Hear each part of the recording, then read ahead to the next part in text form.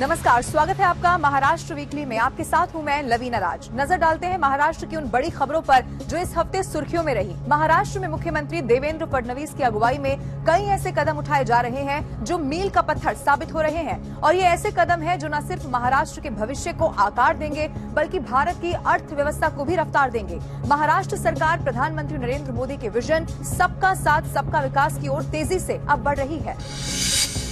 CM Fadnavis सरकार ने स्वास्थ्य सेवाओं को बेहतर बनाने के लिए अहम फैसला ले लिया है। रायगढ़ जिले के खालापुर तालुका के तांबटी गांव में 100 बेड का अस्पताल बनाया जाएगा, जिसका निर्माण Tata memorial centre, integrated Ayurvedic cancer clinic और रिसर्च सेंटर करेगा। स्टैंप ड्यूटी में छूट के साथ इस प्रोजेक्ट के लिए सरकार ने 10 हेक्टेयर जमीन लीज पर उपलब्ध कराई है। कैबिनेट की बैठक में तय किया गया है कि अस्पताल के कुल 100 बेड में से 12% बेड गरीब, बीपीएल परिवारों और सरकारी कर्मचारियों के लिए आरक्षित रहने वाले हैं। अस्पताल में कैंसर का इलाज सब्सिडी दरों पर होगा ताकि इलाज आम लोगों की पहुंच से बाहर न हो सके। जल्द ही मुंबई का ट्रैफिक बोझ अब कम होने वाला है। मुख्यमंत्री फडणवीस ने मुंबई महानगर क्षेत्र विकास प्राधिकरण की कई अहम परियोजनाओं का उद्घाटन और लोकार्पण कर लिया है। उन्होंने कहा, बांद्रा वर्सोवा लिंक, वर्सोवा दहिसर और दहिसर भायंदर लिंक रोड पर निर्माण कार्य युद्ध स्तर पर लगातार चल रहा है। इन परियोजनाओं के पूरा होने से वेस्टर्न एक्सप्रेस हाईवे पर ट्रैफिक जाम से लोगों को राहत मिल सकेगी, और इसके साथ ही मुंबई में सितंबर और नवंबर महीने में 3 नई मेट्रो लाइनों का भी काम शुरू होगा। मुंबई को स्लम फ्री बनाने की दिशा में सीएम फडणवीस ने अब सख्ती दिखाई। उन्होंने कहा कि अब वो दौर नहीं है जब प्रोजेक्ट दशकों तक अधूरे लटके रहें। प्रोजेक्ट शुरू होने के 1.5 साल के भीतर प्लॉट तैयार हो और अगले 1 साल में पुनर्वास भवन खड़ा हो जाना चाहिए, तभी मुंबई को स्लम फ्री बनाने का सपना साकार हो सकेगा। फडणवीस ने भरोसा इस बात का दिलाया है कि बदलाव और विकास को नई टेक्नोलॉजी और इनोवेशन की मदद से तेजी से हासिल किया जा सकता है। मुख्यमंत्री के इस बयान ने स्लम पुनर्विकास और शहरी विकास की योजनाओं को लेकर एक स्पष्ट रोड मैप अब तय कर दिया है।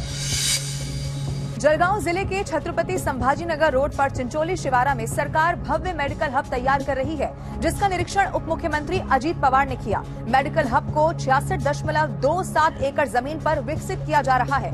इसमें एक ही जगह पर अत्याधुनिक मेडिकल कॉलेज, सुपर स्पेशलिटी अस्पताल, रिसर्च सेंटर और दूसरी सुविधाएं भी उपलब्ध हो सकेंगी। अजीत पवार ने इस बात का भरोसा दिया है कि ये मेडिकल हब आसपास के जिलों के लिए भी स्वास्थ्य सुविधाओं का केंद्र बन सकेगा। उन्होंने कहा कि इस प्रोजेक्ट का उद्देश्य ग्रामीण और शहरी इलाकों के लोगों को उच्च गुणवत्तापूर्ण हेल्थ केयर सेवाएं देना है। मुंबई में सीएम देवेंद्र फडणवीस ने दुनिया की जानी मानी वित्तीय संस्था गोल्डमैन सैक्स के नए दफ्तर का उद्घाटन कर दिया है। इस दौरान उन्होंने इसे मुंबई को आर्थिक दिशा देने वाला एक अहम पड़ाव बताया। उन्होंने कहा कि ये राज्य के लिए गर्व की बात है कि ग्लोबल फाइनेंशियल सेक्टर की इतनी बड़ी कंपनी ने यहाँ विस्तार का फैसला किया है। यहाँ की कुशल मानव संसाधन क्षमता, मजबूत मार्केट और निवेश अनुकूल वातावरण में एक बार फिर से साबित कर दिया है कि महाराष्ट्र निवेशकों की पहली पसंद है। उनकी तरफ से कहा गया कि ये बताता है कि महाराष्ट्र आर्थिक क्षेत्र में लीडर बना हुआ है।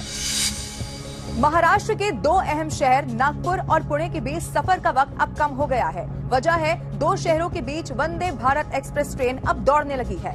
अब नागपुर से पुणे सिर्फ और सिर्फ 12 घंटे में पहुंचा जा सकता है। इसके साथ ही महाराष्ट्र में 12 रूट पर वंदे भारत एक्सप्रेस दौड़ने लगी है।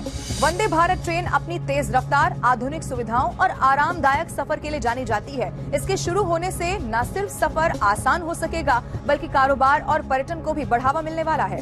12 वंदे भारत एक्सप्रेस को प्रधानमंत्री नरेंद्र मोदी ने वीडियो कॉन्फ्रेंसिंग के जरिए हरी झंडी दिखा दी थी।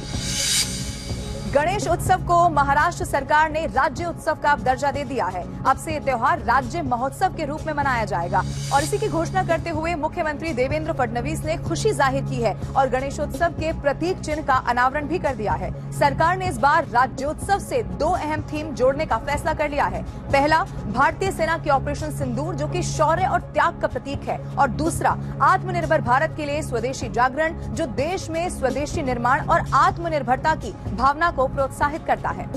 सीएम फडणवीस ने कहा है कि उन दोनों थीम को गणेशोत्सव जैसे लोकप्रिय और जन भावनाओं से जुड़े त्योहार से जोड़ना न केवल समाज को एक नई दिशा देगा बल्कि युवाओं और नागरिकों में देशभक्ति और आत्मनिर्भरता की चेतना भी आएगी। महाराष्ट्र वीकली में इस सप्ताह बस इतना ही। राज्य की संस्कृति और विकास से जुड़ी हुई महत्वपूर्ण खबरें हम लगातार आप तक पहुंचाते रहेंगे। अगले हफ्ते देखना ना भूलिए महाराष्ट्र वीकली।